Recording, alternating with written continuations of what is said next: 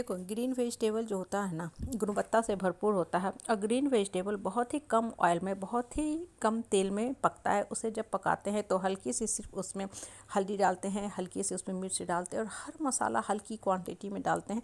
Gas को धीरे कर देते हैं और फिर वो ग्रीन वेजिटेबल जो होता है ना, अपनी जो पानी होता है ना खुद ही छोड़ता है और उसी से वो पक जाता है। बाहर से कुछ भी आपको एक्स्ट्रा इंग्रेडिएंट डालने की ज़रूरत ही नहीं होती है, क्योंकि ग्रीन वेजिटेबल जो होता है पूर्ण रूप से मिनरल्स और वाटर से भरे होते हैं। और वहीं देखो, कुछ सब्जी आप पकाते हो जैसे कटहल की, राजमा, काबली चना की, तो ह्यूज मात्रा में आपको ऑयल भी लगता है, मसाले भी डालने पड़ते हैं और भी एक्स्ट्रा जो भी इंग्रेडिएंट हो वो भी आप डालते हो। देखो, इसलिए क्योंकि इस सब्जी में अपनी जो होती है पानी नहीं होती है, अपने जो होते हैं उतने बड़ी मात्रा में पौष्टिक तत्व तो नहीं होते हैं, तो आपको बाहर से डालना पड़ता है टेस्टी बनाने के लिए। देखो, गौर करो ना, तो ये जो छोटी सी बात है जीवन की कितनी बड़ी शिक्षा देता है।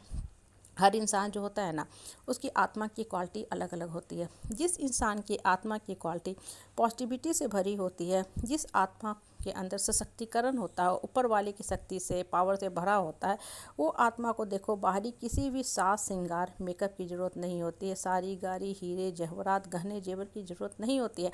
ऐसा आदमी की वाणी में शक्ति होता है, चेहरे में तो तेज होता है, ओज होता है।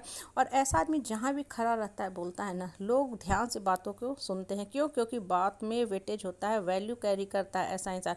और वहीं कुछ जहाँ आप समाज में रहते हो, ऐसे बेकार के बहियात के लोग होते हैं ना, जो सिर्फ और सिर्फ अट्रैक्शन बनना चाहते हैं, सेंटर ऑफ अट्रैक्शन बनाना चाहते हैं अपने आप को। इसलिए सिर्फ क्या बात करेंगे, सोने चांदी हीरे जवाहरात, गाड़ी, बड़ा घर, नौकर चाकर, बस सुनाने ही सुनाने में लगे रहेंगे। क्यों? क्योंकि उनके पास कुछ है ही नहीं बोलने को। तो या तो भाई वो चुप रहें, जो उनसे बर्दाश्त नहीं हो सकता, क्योंकि उनके पास पैसा है, पावर है।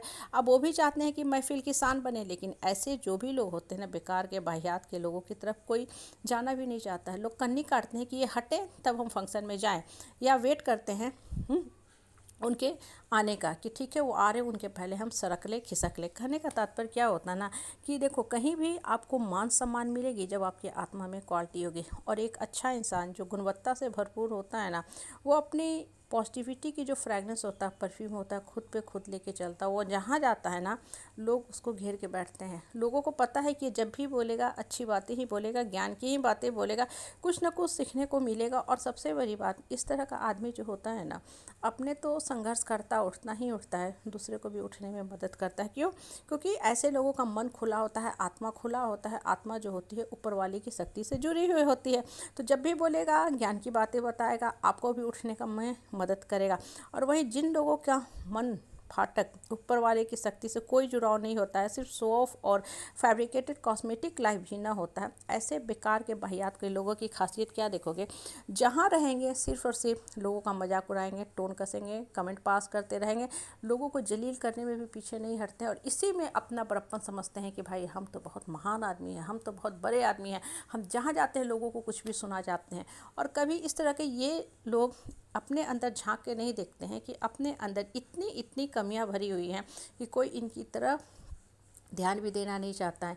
इनसे लोग कन्नी कटाना चाहते हैं, लेकिन चूंकि रिश्ते की डोर से बंधे हुए हैं, तो भाई चुप रह के सब कुछ सुनते रहते हैं।